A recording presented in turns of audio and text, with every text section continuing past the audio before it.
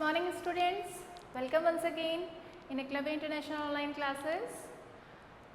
पिछले video lecture तक अपन ने चैप्टर नंबर 8 जो कि अपना मोशन था वो कंप्लीट कर लिया है।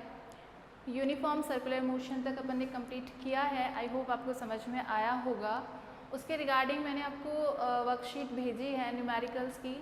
अगर आपकी क्वेरीज हैं तो आप मुझे भेजिएगा कि कौन सा क्वेश्चन आपको समझ में नहीं आ रहा है, क्योंकि अपन ने मोशन की जो इक्वेशंस करी हैं 3 इक्वेशंस जो अपन ने करी है उन तीनों इक्वेशन के ऊपर बेस्ड न्यूमेरिकल्स मैंने आपको भेजे हैं और साथ के अंदर एक्सेलरेशन के रिगार्डिंग भी कुछ क्वेश्चंस हैं जो भी मैंने आपको भेजे हैं। तो आप देखिएगा कि कौन सा क्वेश्चन आपको समझ में आ रहा है, कौन से वाले के अंदर आप वैल्यूज़ को पुट कर पा रहे हैं, किसके अंदर आपको वैल्यूज़ को पुट करने में प्रॉब्लम नहीं आ रही है। अगर आपने थियोरी सही ढंग से पढ़ी है, पूरे चैप्टर की वीडियोस अच्छे से देखे हैं और आप अच्छे से कंसिडर करके चल रहे हैं तीनों इक्वेशंस को, तो आई होप आपको कोई प्रॉब्लम नहीं हुई होगी। और अगर आपने सॉल्व नहीं किए हैं तो प्लीज़ पहले सॉल्व करिए उनको, और अगर कोई प्रॉब्लम आ रही है तो मुझे सेंड करिए, ठीक है। आज अपन लिख के चल रहे हैं चैप्टर नंबर 9। आज अपन फर्स्ट पार्ट करेंगे इसका, चैप्टर नंबर 9 का। आज इंट्रोडक्शन लेंगे आप आज इस चैप्टर का, पार्ट फर्स्ट है ये, यानी आज शुरू करेंगे चैप्टर नंबर 9। चैप्टर नंबर 9 आपका है force and law of motions, ठीक है। तो लॉ ऑफ मोशन और फोर्स के बारे में इस चैप्टर के अंदर अपन सारी डिटेल्स लेंगे, जो एक्सप्लेनेशंस हैं। सबसे पहले अपन बात करते हैं मोशन की, जब जो कि 8 चैप्टर अपन कर चुके हैं उसके रिगार्डिंग फोर्स को जब आप यानी बात करेंगे फोर्स और मोशन की दोनों की, तो आप देखेंगे कि अगर आप किसी भी चीज़ को मोशन में लाने की कोशिश करते हैं या जब आप किसी भी चीज़ को मोशन अगर वो कर रही है तो उसको स्टॉप करने की कोशिश करते हैं तो आपको फोर्स लगाना पड़ता है। या यूँ कह दें कि फोर्स जो होता है बेसिकली आपकी किसी भी थिंग को या किसी भी ऑब्जेक्ट को या तो आप मोशन में लाना चाहते हैं या फिर उसके मोशन को आप ख़त्म करना चाहते हैं। तो दोनों ही चीज़ों के लिए आपको क्या रिक्वायर होता है? मोशन रिक्वायर होता है। जब स्टार्टिंग के अंदर थिंग्स को देखा जा रहा था तो एक नेचुरल फॉर्म देखी गई चीज़ों की। क्या थी वो नेचुरल फॉर्म? वो थी रेस्ट पोजीशन। ज़्यादातर चीज़ें क्या रहना चाहती है? स्टेशनरी रहना चाहती है, फिक्स रहना चाहती है, एक जगह रहना चाहती है, मतलब शांत स्वभाव की रहना चाहती है। जैसे कि आपको प्रॉब्लम होती है कि कब जब टीचर आपको पूछते हैं भाई खड़ा हो जाए क्वेश्चन इसका आंसर बता दे, तो आपको प्रॉब्लम होती है मोशन में ला दिया या बैठा था शांति से आराम से, नहीं। तो हर एक चीज़ क्या चाहती है? एक मोशन में मतलब नहीं रहना चाहती, रेस्ट में रहना चाहती है।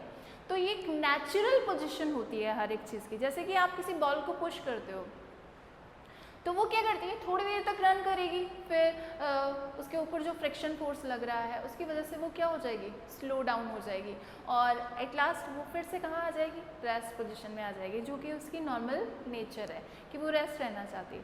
यानी जब भी आप किसी चीज़ को रेस्ट पोजीशन से मोशन में लाना चाह रहे हैं या फिर अगर वो मोशन में है तो उसको रेस्ट में लाना चाह रहे हैं, तो आपको कुछ ना कुछ बाहर से एफर्ट लगाना पड़ेगा। और वो जो एफर्ट लगेगा, अभी आप जैसे अभी की बात कर रहे हैं, जैसे कि जो अपन ने एग्जांपल लिया कि बॉल को आपको क्या करना है? पुल करना है ना, पुश करना है। दोनों ही कंडीशन के अंदर आपको क्या करना पड़ेगा? फोर्स अप्लाई करना पड़ेगा। और वो फोर्स क्या होगा? मस्कुलर फोर्स होगा। भाई आप अपने हाथों से या पैरों से ही तो पुश करेंगे, यानी आपके मसल्स काम कर रही है ना, यानी एनर्जी देने का काम कौन कर रहा है? अभी मसल्स कर रही हैं। तो we are applying the muscular force to pushing या टू पुलिंग द बॉल, है ना। किसी चीज़ को खींचना है, पुश करना है, तो दोनों ही कंडीशन के अंदर आपको क्या करना पड़ रहा है? उसको फोर्स अप्लाई करना पड़ रहा है, उसके ऊपर फोर्स लगाना पड़ रहा है। तो उस कंडीशन के अंदर जब आप फोर्स अप्लाई कर रहे हैं उसके ऊपर, तो वो जो थिंग है अगर मोशन में है तो वो किस में आ जाएगी? रेस्ट पोजीशन में आ जाएगी। और अगर वो रेस्ट पोजीशन में है तो वो मोशन में आ जाएगी। तो बेसिकली अगर आप किसी भी चीज़ की या किसी भी ऑब्जेक्ट की इनिशियल पोजीशन को डाइवर्ट करना चाहते हैं, चेंज करना चाहते हैं कि वो रेस्ट में है तो वो मोशन में आए या वो मोशन में है तो स्टॉप हो जाए, तो दोनों ही कंडीशन में आपको क्या करना पड़ेगा? फोर्स अप्लाई करना पड़ेगा, राइट। तो फोर्स के लिए जब अपन बात करते हैं, देखो कई बार बहुत सारे फोर्स अप्लाई होते हैं। जैसे कि आपने देखा होगा कि कुछ चीज़ों के ऊपर जब अपन फोर्स लगाते हैं तो वो मूव कर पाती हैं, लेकिन कुछ चीज़ें होती हैं जिन पे कितना ही फोर्स लगा लो वो मूव नहीं करती है। कैसे? इस दीवार पे धक्का मार के इसको इसको शिफ्ट कर दो दूसरी तरफ, नहीं हो सकता ना। तो बहुत सारी चीज़ें ऐसी देखते हैं अपन जिसके ऊपर फोर्स का इफेक्ट होता है, लेकिन बहुत सारी ऐसी चीज़ें भी देखते हैं जिसके ऊपर फोर्स का इफेक्ट नहीं होता है। जैसे कि अगर दो रनर्स हैं जो भाग रहे हैं और एक दूसरे के साथ भिड़ जाएं तो उसका तो इफ़ेक्ट बहुत अच्छे से देखने को मिलेगा, और साथ में अगर आमने सामने से भिड़ें तो और भी ज़्यादा देखने को मिलेगा। तो आपने देखा होगा चाहे छोटी चीज़ें हों चाहे बड़ी चीज़ें हों, उनके ऊपर फोर्स का बहुत इफेक्ट देखने को मिलता है। लेकिन ये इफेक्ट तब देखने को मिलता है जब फोर्स जो है वो कैसा हो, अनबैलेंस्ड हो। यानी चेंजिंग कब आती है, अनबैलेंस्ड के अंदर। कैसे, अगर आप इतनी बड़ी बॉल को पुश कर रहे हैं जिसका मास आपसे बहुत ज़्यादा है, जैसे कि एग्जाम्पल लिया अपन ने वॉल का ही कि आप पुश करे जा रहे उस पर फोर्स अप्लाई करे जा रहे हैं, हालांकि आपने बहुत वर्क कर लिया, आपका मस्कुलर एफर्ट जो आपने लगाया वो बहुत लगा लिया, आप टायर्ड फील कर रहे हैं, लेकिन क्या कुछ चेंज आया? क्या ये थोड़ी सी भी खिसकी वॉल? नहीं खिसकी। यानी जब भी आप चेंज देखना चाहते हैं तो आपको ऐसा फोर्स अप्लाई करना पड़ता है जो कि अनबैलेंस्ड हो। अनबैलेंस्ड मीन्स जो उसके ऊपर पहले से फोर्स लगा हुआ है स्टेशनरी पोजीशन के लिए, यानी जो फ्रिक्शन फोर्स उस पर अप्लाई हो रहा है वो अनबैलेंस होना चाहिए। यानी आप बॉल को पुश करते हैं तो आपने जो फोर्स लगाया वो उसके फ्रिक्शन फोर्स को क्या कर रहा है, कम कर रहा है। या यूँ कह दें कि जो उसके ऊपर रेस्ट पोजीशन के लिए जो उसका फोर्स था, उसके मास का जो वेट उसका है वो जो है वो कम हो गया, वो फ्रिक्शन फोर्स कम हो गया, उसके ऊपर ग्रेविटी का जो फोर्स था, उसके मास का जो फोर्स था, उसकी फ्रिक्शन फोर्स जो था ड्यू टू द सरफेस वो क्या हो गया, मिनिमाइज हो गया आपके फोर्स के अप्लाई होने के बाद, तो वो मूव कर रही है। लेकिन अगर वो नहीं होता है मिनिमाइज, या यूँ कह दे कि वो अनबैलेंस्ड नहीं होता है, तो आप उसमें कोई चेंज नहीं देख पाएंगे। ठीक है, तो बेसिकली जब अपन फोर्स की बात करते हैं तो फोर्स की सबसे पहले जो एक तरीके से इंट्रोड्यूस जो किया गया था फोर्स को, वो किसने किया था? कैसे बताया गया कि जो थिंग्स होती है वो मोशन में कब आती हैं या मोशन से रेस्ट पोजीशन में कब आती हैं? तो सबसे पहले फोर्स के बारे में किसने बताया? गैलीलियो गैलीली ने।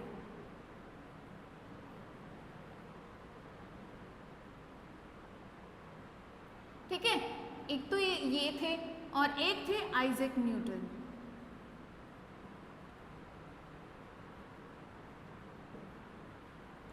इन दोनों ने फोर्स को बताया कि कोई भी थिंग, जिस भी थिंग के ऊपर आप फोर्स अप्लाई कर रहे हो वो क्या करेगी, पोजीशन चेंज करेगी। कब चेंज करेगी? जब आप उसके ऊपर कोई ना कोई फोर्स अप्लाई करेंगे। जैसे कि अगर वो रेस्ट में है तो वो मोशन करना शुरू कर देगी, अगर वो मोशन में है तो वो रेस्ट पोजीशन में आ जाएगी। जैसे कि बॉल को मूव करवाया किसी ने, मतलब पुल कर दिया, तो आप उसको रोकना चाह रहे हैं तो आपको भी तो एफर्ट लगाना पड़ेगा, आपको फोर्स लगाना पड़ेगा, चाहे वो हैंड से लगाएं आप, चाहे वो अपनी लेग से लगाएं, जैसा भी आप एफर्ट लगा रहे हैं डिपेंड्स ऑन यू। तो आपको रोकने के लिए कुछ ना कुछ एफर्ट लगाना पड़ेगा, कुछ फोर्स लगाना पड़ेगा, तब जाकर वो रुकेगी। ठीक है, तो इस कंडीशन में आप क्या कर रहे हैं, एक बार आप मोशन में ला रहे हैं, एक बार आप उसके मोशन को ख़त्म कर रहे हैं। तो दोनों ही कंडीशन के लिए आपको क्या चाहिए, फोर्स चाहिए। और ऐसे फोर्स को जो कि अभी अपन अप्लाई कर रहे हैं for the pulling, for the pushing, for the stopping, वो सारे के सारे फोर्स जो अपन ने अप्लाई करे हैं वो कैसे फोर्स है, मस्क्यूलर फोर्स है, राइट, मस्कुलर फोर्स है। जैसे कि एक एग्जांपल लेते हैं कि किसी भी चीज़ को अपने को मूव करवाना है, बॉल का एग्जांपल ले लीजिए, किसी बॉक्स का एग्जांपल ले लीजिए। ठीक है, तो जैसे कि एक हल्का बॉक्स है, एक भारी बॉक्स है। हल्के बॉक्स के ऊपर आप थोड़ा सा ही फोर्स लगाएंगे वो मूव हो जाएगा, और जो भारी बॉक्स है उसके ऊपर आपको पुश करने के लिए थोड़ा ज़्यादा एफर्ट लगाना पड़ेगा। मीन्स जो हैवी चीज़ें होती है उसके लिए फ्रिक्शन भी ज़्यादा होता है, या यूँ कह दें कि उसको मोशन में लाने के लिए आपको ज़्यादा एफर्ट लगाना पड़ेगा, ज़्यादा फोर्स लगाना पड़ेगा। ठीक है, ऐसा क्यों होता है? ऐसा इसलिए होता है क्योंकि मोशन में किसी चीज़ को लाने के लिए आप जो फोर्स लगा रहे हो वो अनबैलेंस्ड फोर्स लगता है। यानी फोर्स के आप कितने टाइप्स दे सकते हो, 2 टाइप्स दे सकते हो, बैलेंस्ड फोर्स और अनबैलेंस्ड फोर्स।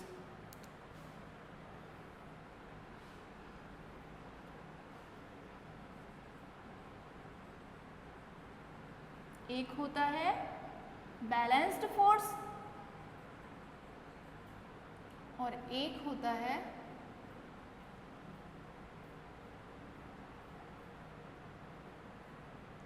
Unbalanced force.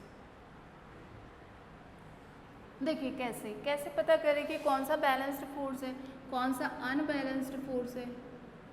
ठीक है, तो देखो इसी की बात कर लेते हैं ना। ये मान लीजिए कि एक बॉक्स मानता है, इसको अज्यूम कर लीजिए ना, इमेजिन करिए कि ये बॉक्स है। अगर इस बॉक्स के ऊपर इधर से भी पुश किया जा रहा है और इधर से भी पुश किया जा रहा है और दोनों फोर्स जो हैं वो इक्वल हैं। ठीक है, दोनों फोर्स इक्वल है, यानी लेफ्ट साइड से और राइट साइड से, दोनों साइड से जो भी फोर्स लगाया जा रहा है वो दोनों क्या है, इक्वल फोर्स लगा रहे हैं, यहाँ से भी और यहाँ से भी।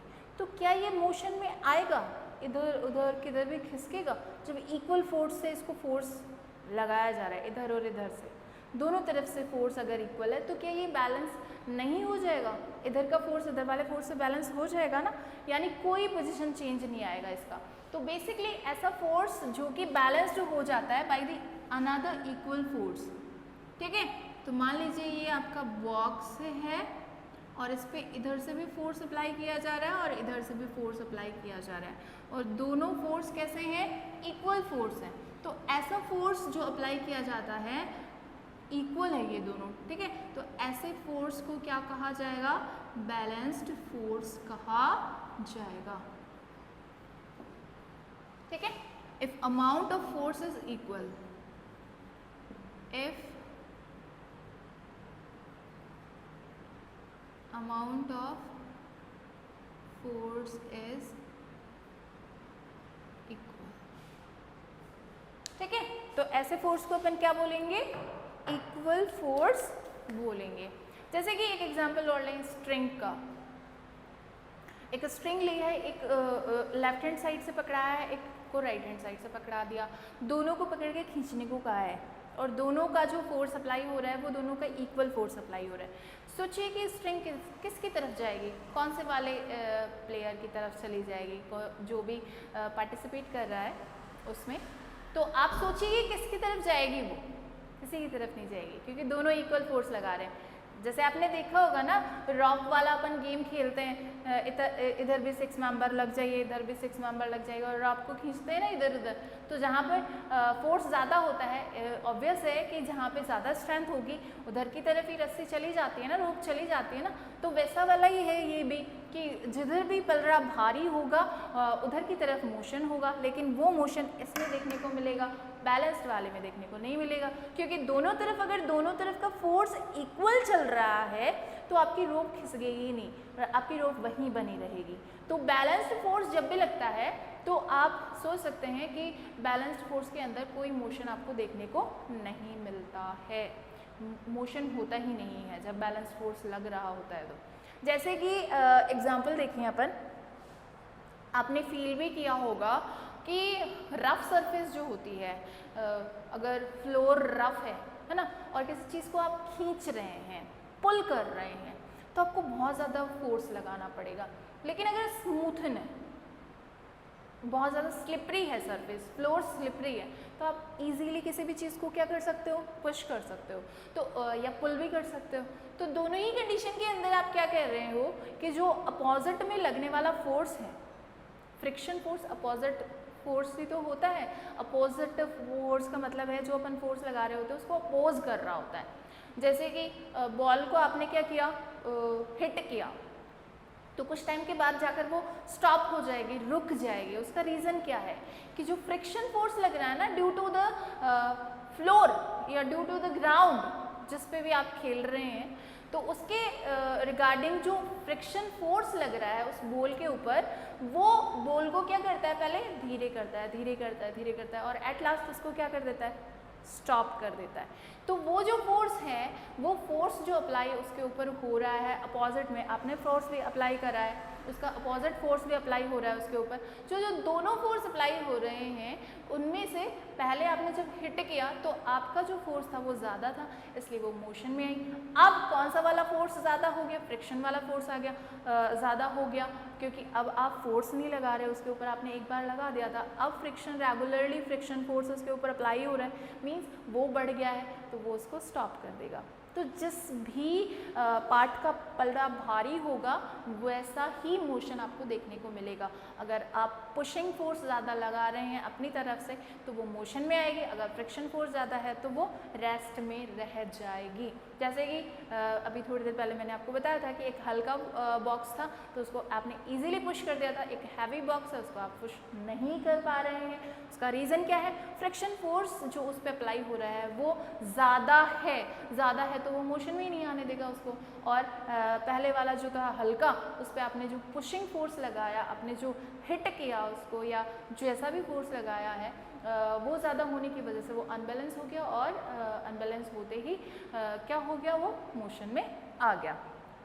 तो जब आप बैलेंस्ड फोर्स की बात करते हैं तो बैलेंसिंग फोर्स वॉल वाला देख सकते हैं आप कि आप पुश कर रहे हैं, करते जा रहे हैं, लेकिन आपका जो फोर्स है उतना ही फोर्स उधर की तरफ से भी लग के आ रहा है तो कुछ नहीं होगा।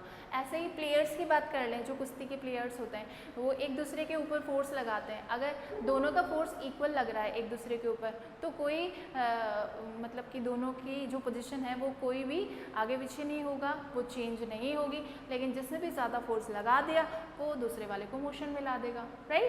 तो बात जब आती है बैलेंस्ड फोर्स और अनबैलेंस्ड फोर्स की, तो बैलेंस्ड फोर्स एक ऐसा फोर्स होता है जिसमें दोनों साइड से फोर्स क्या लग रहा होता है? इक्वल लग रहा होता है, या बोथ डायरेक्शंस का जो अमाउंट होता है फोर्स का वो इक्वल होता है। लेकिन अनबैलेंस्ड फोर्स के अंदर ऐसा नहीं होता है। अनबैलेंस्ड फोर्स में कोई सा भी एक फोर्स जिस भी तरफ से आप लगाना चाहें वो क्या हो जाएगा? इंक्रीज हो जाएगा। जैसे मान लीजिए ये वाला फोर्स इंक्रीज हो गया या फिर ये वाला फोर्स कम रह गया, तो जो भी हाई होगा उसकी डायरेक्शन के अंदर क्या हो जाएगा? मोशन होना शुरू हो जाएगा। जैसे कि वो डिपेंड करेगा कि फोर्स किस तरफ से लग रहा है। अगर पुलिंग फोर्स लगा रहे हो आप तो वो आपकी तरफ आएगा, ठीक है, लेकिन अगर आप पुशिंग फोर्स लगा रहे हो तो आपसे दूर चला जाएगा। तो बेसिकली हम क्या कहते हैं कि जितने भी मोशन देखने को मिलते हैं वो कोई मैटर नहीं कर रहा, आप पुश कर रहे हैं, पुल कर रहे हैं, नो मैटर्स, उसके अंदर हो तो अनबैलेंस्ड फोर्स ही रहा है। तो अनबैलेंस्ड फोर्स की कंडीशन ऐसी कंडीशन होती है जब आप किसी के ऊपर जो फोर्स लगा रहे होते हैं वो मैक्सिमाइज हो जाता है उसके इनर्शिया पे, उसकी रेस्ट पोजीशन पे, है ना। तो वो क्या हो जाएगा? अगर मोशन में है तो रुक जाएगा, अगर वो रेस्ट पोजीशन में है तो वो मोशन में आ जाएगा। तो दोनों ही कंडीशन में अप्लाई होगा। अगर आप फोर्स कर रहे हैं और वो रेस्ट पोजीशन में है और आपने जो फोर्स लगाया है वो फोर्स उसको अनबैलेंस्ड फोर्स आपने अप्लाई करा है उसके ऊपर, या उसका जो रेस्ट पोजीशन में उसके ऊपर जो उसका अपोजिंग फोर्स था वो मिनिमाइज हो गया है, तो ऑब्वियसली वो रेस्ट पोजीशन से किस में आ जाएगा? मोशन पोजीशन में आ जाएगा, मोशन करना शुरू कर देगा। यानी आपने रेस्ट पोजीशन वाले को किस में ला दिया है? मोशन में ला दिया है। ऐसे ही आप अगर मोशन वाले को भी फोर्स अप्लाई करते हैं तो वो भी क्या हो जाएगा? रुक जाएगा। यानी अगर आपने मोशन करते हुए कोई चीज़ के ऊपर आपने फोर्स लगाया, फोर्स लगाते हुए उसकी पोजीशन चेंज होगी और वो क्या हो जाएगी? रुक जाएगी। तो दोनों ही कंडीशन पे ये अनबैलेंस्ड फोर्स उसकी पोजीशन चेंज करने को एक तरीके से बढ़ावा देगा, या यूँ कह दे कि उस पोजीशन चेंज को इंक्रीज करेगा। जैसे कि रेस्ट है तो मोशन में आ जाएगी, मोशन में है तो रेस्ट में चली जाएगी। तो बैलेंस्ड और अनबैलेंस्ड फोर्स का कॉन्सेप्ट आपको आई थिंक क्लियर हो गया होगा। Balanced force is not applied for the changing of positions, क्योंकि बैलेंस्ड फोर्स से कुछ होता ही नहीं है। जितना फोर्स आपके अपोजिट साइड से लग रहा होता है उतना ही आप लगा रहे होते हैं, तो उसकी पोजीशन कोई चेंज नहीं आता है। लेकिन अगर आप अनबैलेंस्ड फोर्स लगा रहे हैं तो ऑब्वियसली उसकी पोजीशन चेंज हो जाएगी और साथ में उसकी शेप भी चेंज हो सकती है, होती ही है। जनरली आपने देखा होगा अगर आप एक दूसरे के साथ किसी के भी साथ कोलाइड हो जाते हैं तो शेप थोड़ी बिगड़ तो जाती ही है ना? नहीं बिगड़ती? बिगड़ जाती है। कहीं ना कहीं किसी की टूट फूट होती है, आपके भी थोड़ी टूट फूट होती है, तो जाहिर सी बात है अनबैलेंस्ड फोर्स के अंदर मोशन आता है, शेप चेंज भी हो जाती है। ठीक है, जब अपन बात करते हैं कि ये जो अनबैलेंस्ड फोर्स होता है, बेसिकली जो अपोजिंग फोर्स होता है वो क्या होता है, किस तरीके से हो सकता है। देखो फोर्स बहुत सारे तरीके के हो सकते हैं, जैसे कि अभी थोड़ी देर पहले अपन ने बात करी कि अपोजिंग फोर्स में अपन फ्रिक्शन फोर्स ले रहे हैं, तो वो डिपेंड करता है कि जो आपकी सरफेस है वो स्मूथन है या रफ है। जैसे किसी बॉक्स को आप खींच रहे हो, है ना, तो खींचते टाइम किस पे डिपेंड करेगा, उसके फ्रिक्शन फोर्स पे। आपका जो फोर्स लग रहा है, अप्लाइड फोर्स जो है, अनबैलेंस्ड फोर्स जो आप अप्लाई करेंगे वो किस पे डिपेंड करेगा, उस फ्लोर पे, उस सरफेस पे जिस पे आप उसके ऊपर फोर्स अप्लाई कर रहे हो। अगर वो रफ सरफेस है तो आपको अनबैलेंस्ड फोर्स ज़्यादा लगाना पड़ेगा, फोर्स ज़्यादा लगाना पड़ेगा उसके मोशन के लिए। लेकिन अगर स्मूथन है तो आपके कम फोर्स में भी उसका काम चल जाएगा। जैसे कि आपने देखा होगा ट्रैवल बैग्स में टायर्स लगे होते हैं रोलिंग के लिए। क्यों लगे होते हैं? क्योंकि वो फ्रिक्शन को कम कर देते हैं। उसकी जो शेप है वो इस तरह से डिज़ाइंड होती है रोलिंग वाली। आपने देखा होगा किसी चीज़ को अगर खिसका के ले जाना होता है तो लुढ़काने वाली जो प्रोसेस होती है उसके नीचे थोड़ा सा टायर लगा दीजिए, वो लुढ़क के इजीली एक जगह से दूसरी जगह तक पहुंच जाएगी।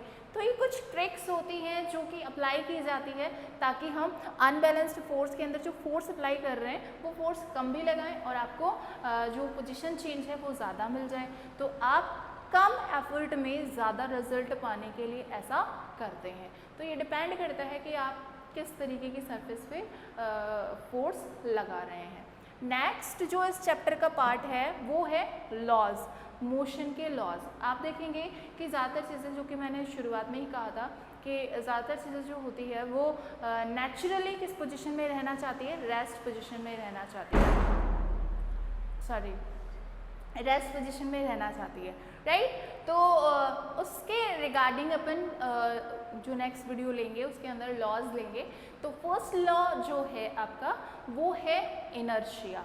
तो ये आप थोड़ा अपनी बुक के अंदर से थोड़ा पढ़िएगा इसको कि इनर्शिया क्या है और फर्स्ट लॉ ऑफ मोशन क्या है। तो आज के लिए इतना ही चैप्टर नंबर 9 का force and law of motion में। आज के अपन ने फोर्स किस लिए अप्लाई किया जाता है, किसने दिया और कितने तरीके के फोर्सेस होते हैं, बैलेंस्ड और अनबैलेंस्ड फोर्स के अंदर किस तरीके के फोर्स को बैलेंस फोर्स कहा जाएगा, किसको अनबैलेंस्ड फोर्स कहा जाएगा।